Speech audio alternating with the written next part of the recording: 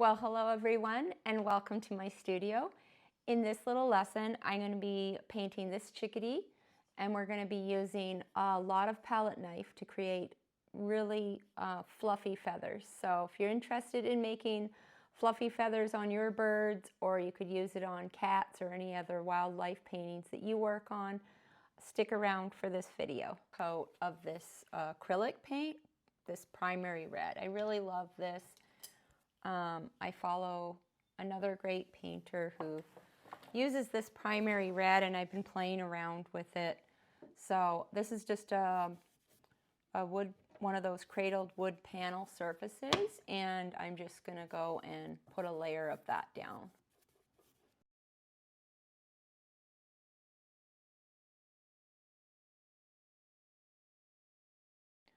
Now I always start off when I paint a bird just by drawing some sort of, stick or something. Like he's on a log with a bunch of stuff, and that's really cute, but I think I'll just kind of focus on more of this fur being the focus. So I'm just going to make a branch first to start with, just have something to go on there. And then I'm going to sketch the little chickadee. He looks so serious sitting there. And as you know, I paint so many chickadees. There's really no need for a reference photo for me. I could paint these in my sleep. And that's because I'm from Canada, where these chickadees are kind of like hummingbirds in Arizona. They're everywhere and they're always busy in your backyard, and they're also very feisty and cute, and I feel like I can relate to these little birds. They're cute little survivors. So I just want to get the little beak in there, and also the angle. So I'm always looking at, these angles when I'm painting. So you have like this little beak going up, and I'm looking at all those negative shapes, like this little triangle here. So, and then, how does that meet this kind of square edge? So I don't want to be thinking too much about the chickadee at this point being a bird even. Just focus on those shapes. And then you'll get more of an accurate picture, or even, feeling of the bird. So I just want to make sure I get that little beak there, because I feel like that gives him a little character. Just using this water mixable oil paint right now to paint with. And this is just a little number 1 round brush that I don't think I've ever really drawn with this before. It's from Rosemary Paintbrushes. So once in a while they come to the art school and sell their brushes, and I ended up getting this and never using it because it's probably so fancy I didn't want to use it. And I want to get that little angle there, so I'm looking kind of at that. And at the end of the day, I'm not a hyper-realist painter. I'm more of an impressionist painter, so not going to really fret too hard if it's not perfect, because I'll take it however it comes. It's going to look cute because it's a chickadee, so it'll look cute even if it wasn't perfect, because it's a chickadee and they always look cute. It's like when people paint cats or roosters a certain way, they don't need to look, perfect to be like an interesting painting.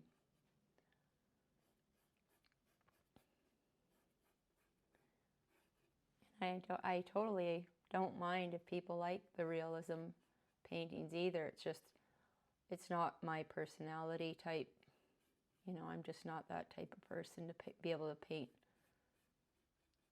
And I don't even want to paint realistic. My favorite painters are Van Gogh and the Group of Seven.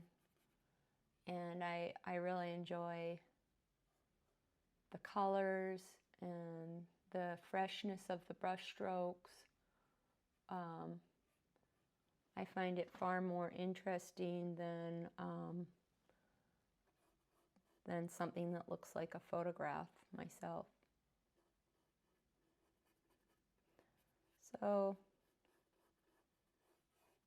you get the idea. And so there you have it. He's sort of blocked in. And you don't have to worry about the beak and all that being perfect, because, you know, later you're going to probably notice that when I get the background on, I'm going to probably cut into some of that to reshape it. So I'm just going to wipe some of that off because it's maybe a little too wide in there. So I'll be painting that in. So now you have to watch to the end of the video so you can see how I finish that. Okay, so as you can see, this Chickadee has this like nice shadow, which really shows the whole body of the little Chickadee off. So I just want to make sure I get the drawing right. It's sort of more on an angle down, and this sort of comes kind of painting so that I get, this is sort of a different format for me, but I kind of wanted to try something new, maybe do my videos differently so they're not all just the same. And plus I can show you more because the reference photo is in the video. So sometimes I do the down facing video where you get to see a lot of the color mixing and you get to see everything from that angle, but I just thought it might be more fun to do it, like mix it up a little.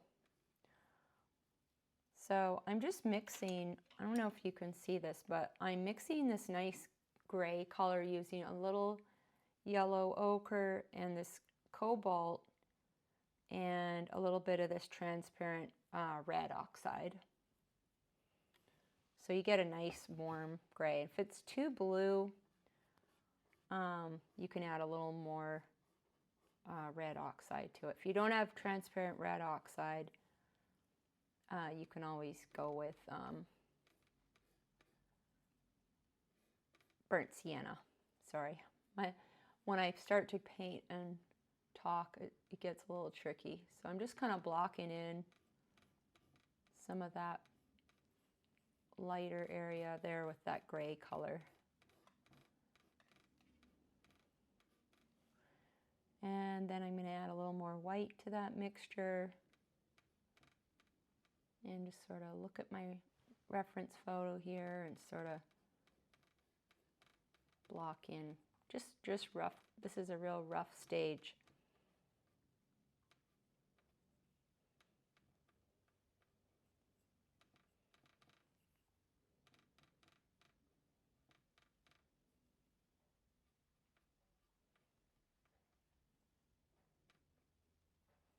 And then I got to put in some of that darker paint before I get it. You don't want to get all that white going over there and then have to try to darken it. So I'm just going to leave that brush and just grab a different brush. This is a Princeton Velvet Touch wash brush. I have no idea. I just like these little short-handled brushes for when I do my videos too, because sometimes when I'm doing the down-facing camera, I end up banging the camera with the longer brush.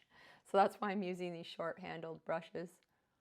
So now I'm going to block in this dark bluey gray. So I use some cobalt, some transparent red oxide, and just less white. So it's almost the same mixture, but just less white. And I'm just going to go around there and put some of that in. And then I'm going to use some black and just block in the little chickadee mask.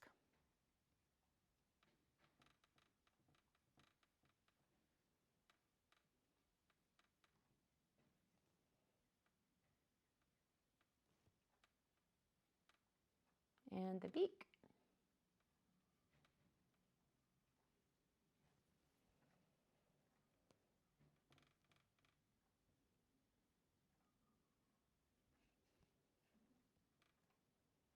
And then I'm looking at the shape, it comes down kind of like there. And then you can kind of blend that in a little. And then darken, I'm going to put some of these, put a little bit of that black in there just to show those real dark feathers kind of come around there.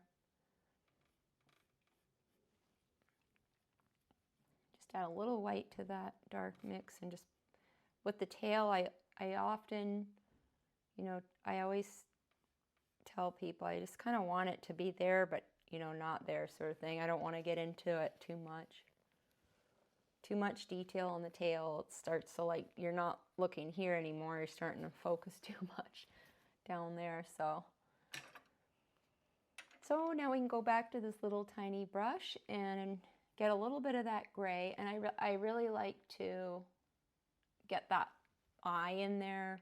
The eye is the kind of where you get the character of the little critter, so I like to, you know, put that in there. Use a little bit of that gray to go around.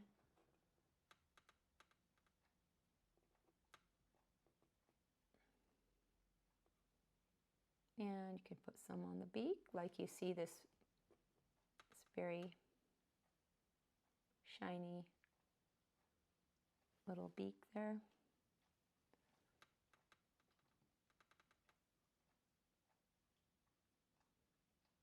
And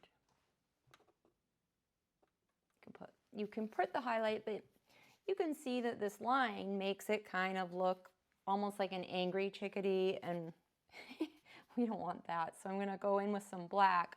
So this is the thing, if you get the gray line too thick or whatever, you can go in with the black and then just kind of see, you can reshape the whole eye. And I think I'm just gonna take off that top because I don't like how it was like kind of going way too up, and it kind of goes, it has a nice shape that goes more parallel to the head there. So I'm just gonna put a little bit that in there. It's about the only thing I really get into the detail work of is the eye. The rest of it I honestly don't really, it all just kind of happens, but the eye is one of those things you have to kind of slow down. I slow down a little on.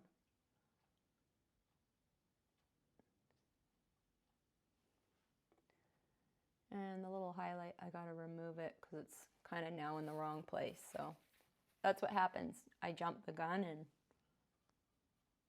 when I jump the gun, then I have to kind of go backwards a bit before I can go forward. So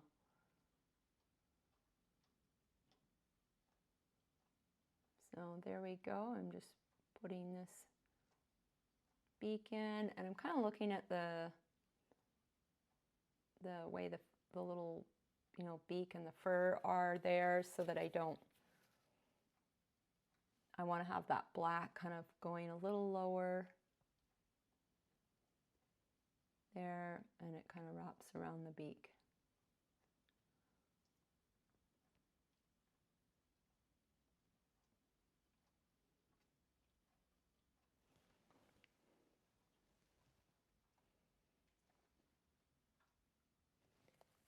Okay, now I can go in and maybe I'll add like a little blue to that white mixture, and just sort of want to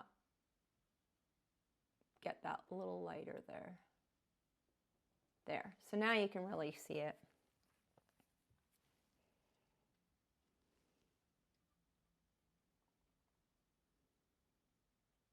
Okay, I'm getting too too fussy with the details there already. But I'm going to just put the little highlight on the eye already, even though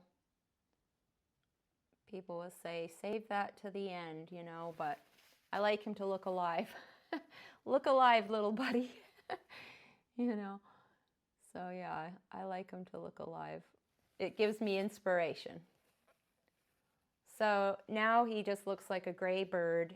So we gotta add the spark to the rest of it. Thing on there, you can sort of start to add a lot of color and everything with your palette knife. And I like to mix it up a little so it's not just one or the other, because you use a palette knife doesn't mean the whole painting has to have the palette knife. So I'm just adding, I'm going to mix up some of these kind of warm colors here to put in the feathers. So I'm just using a little, putting a little yellow ochre in there. Kind of gives it that color. And I'll put a little bit of that down each side here. And then I'll start, you know, you can start adding some of that, some of those thicker feathers on there already.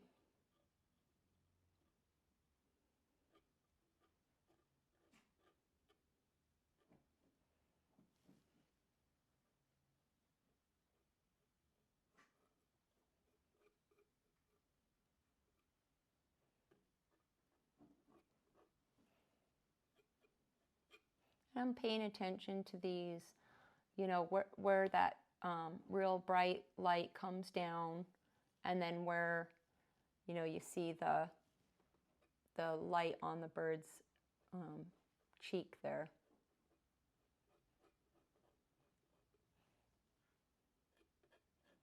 So you don't want to lose this dark, so you can go back to using your brush, or you can go and get some of that original mix, let's call it, of that gray, and sort of blend in. Now that I've got a little bit of that warm kind of yellow ochre, and I can add a little bit into the gray so it doesn't get as bright as this because it's in the shadow.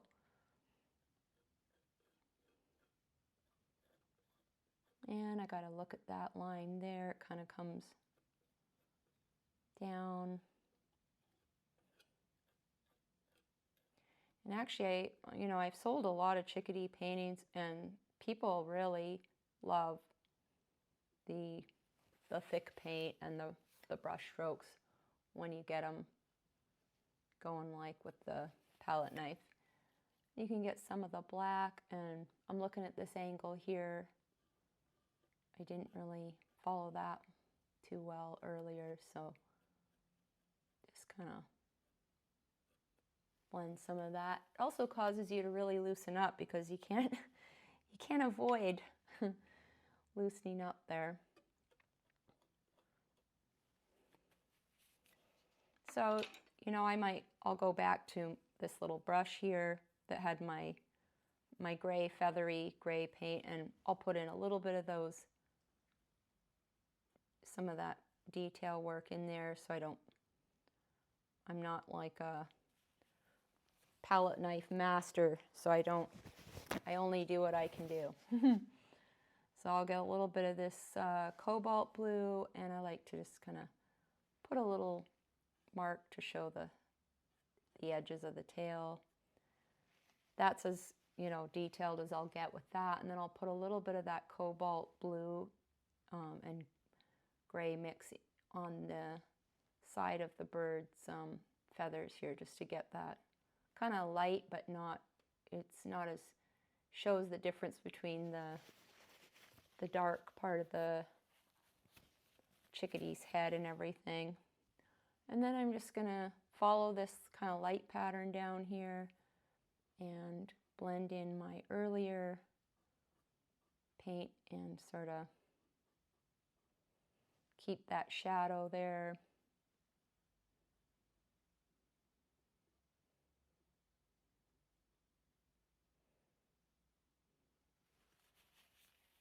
And just be careful to keep that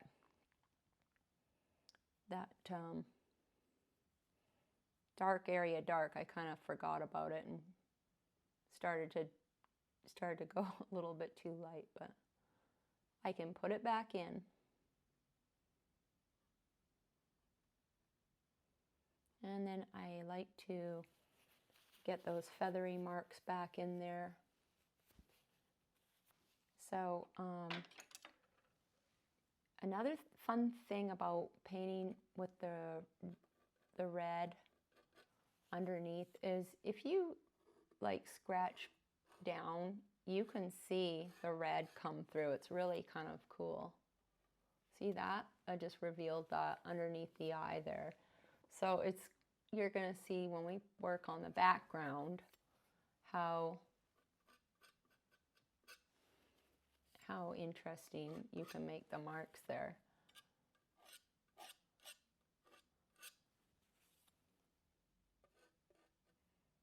Really, really cool. And then there's a little bit of a kind of a bluish white. I'll just put a little bit of that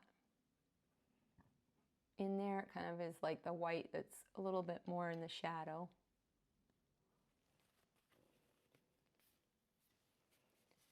All right, so now I want to also show you kind of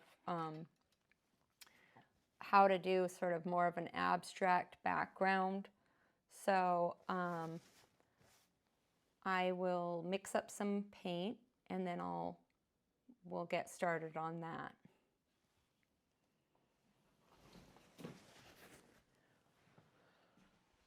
I mixed up a few different colors here, and you'll see I've got out some, I mixed a little sap and some cobalt and white, and this is Viridian and a little cobalt and white. Just try to mix up a few different greens. And then of course I mixed this purple, and if you want to know how to mix purples, I have a whole video on that I just posted on my channel, and it's really short and simple, but you can make beautiful purples. So now I'm going to get a large brush because I really want this to be a really kind of abstract, loose background. And well, first actually I kind of lost my little line there, so I'm just going to get kind of at least one little twig, you know, that he's standing on back in the picture. And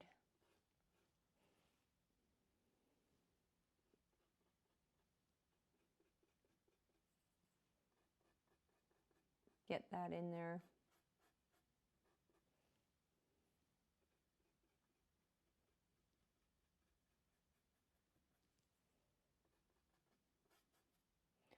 And you can kind of put some twigs in there. Just kind of, the whole background is just going to be like, you know, kind of some fir branches. Now we got our big brush, and because I'm using these water mixable oils, sometimes I use, because I don't use terp, I'm not using those regular oils anymore. I'll use a bit of this quick dry medium with my water mixable oil. It just really kind of helps spread the paint around. So sometimes I'll just put a little bit of that on my brush and then go grab some color, and it just kind of glides around. Plus it, you know, it dries really quick. So now I can look at sort of my shapes. I wanted to kind of get the shape of the chickadee's head a little bit more accurate. So I can just start by, you know, putting some of those colors around there. And I picked the greens just because you could imagine the, you know, chickadee being in a really green environment. And you can get a little bit of, I'm just getting a little bit of some of that red oxide and just some viridian here. And I'll just, you know, put a few, you know, darker twigs in just to have something going for the branch that he's on.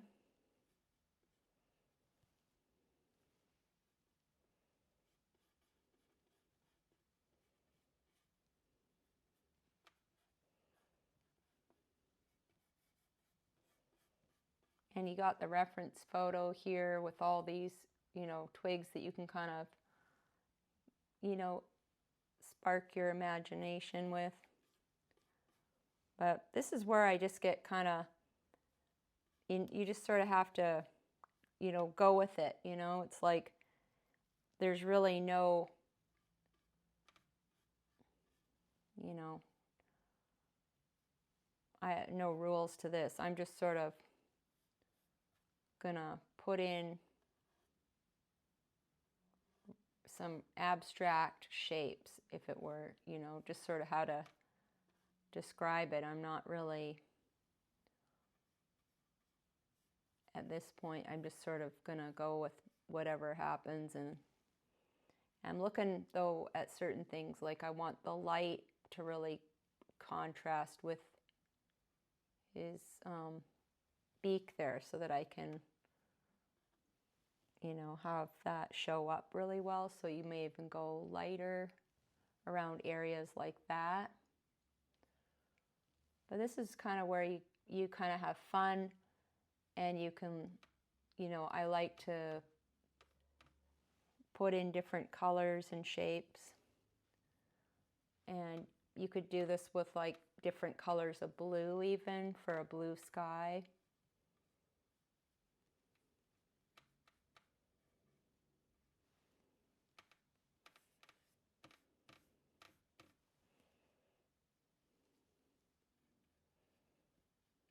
Sometimes I give the impression of another tree, you know, in the background, using some more of that Viridian.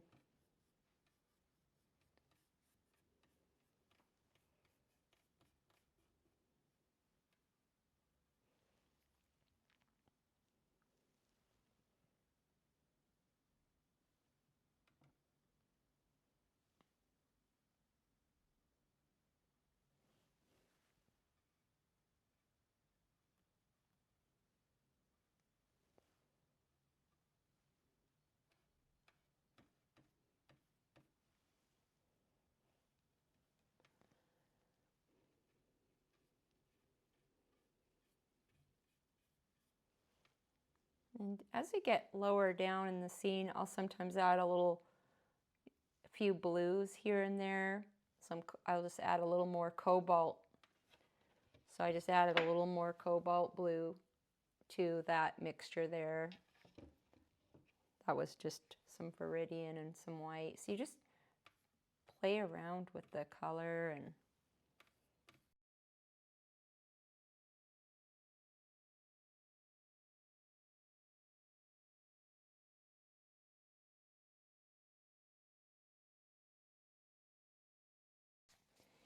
just go back now and work on some of the edges. So I'm looking at the shape here, and I'm gonna, you know, pull off some of those, just little bits.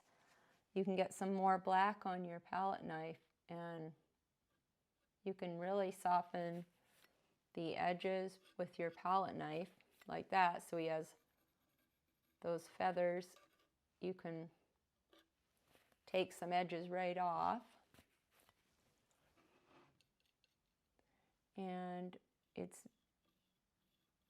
losing those edges with the palette knife can make some really, so I just, you know, super softened those feathers into the background there. And then you can do the same with these white ones. Just make sure to wipe your brush once in a while so that you don't get the paint. And then you got this. So you can go back and get some more of that yellow ochre and just really get a nice thick blob of that on the edge. Get some of that bluey, gray, white color in there.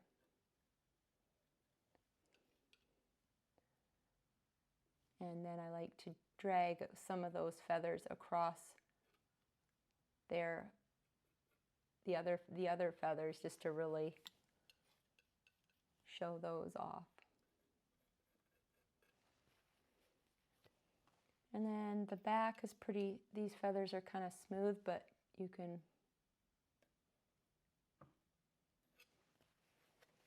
kind of drag it into the background and create a really nice mark. So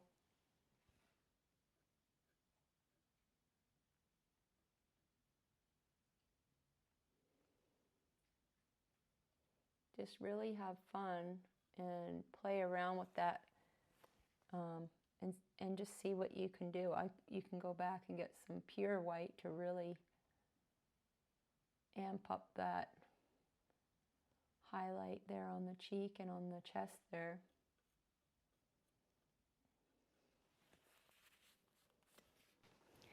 Well, thank you everyone, and I hope you enjoyed this video lesson. If you enjoy it and like what you see here, don't forget to like and subscribe and share it with a friend. And leave me a note in the comments for other birds that you would like to paint, or cats, or whatever you want to paint. I just love sharing my talent with you, if you can call it that. And I would love to know what you think. And if you like this format of video better than the down facing, that would also be helpful if you leave me a comment there about that. Well, thanks for watching, and just get out there and paint.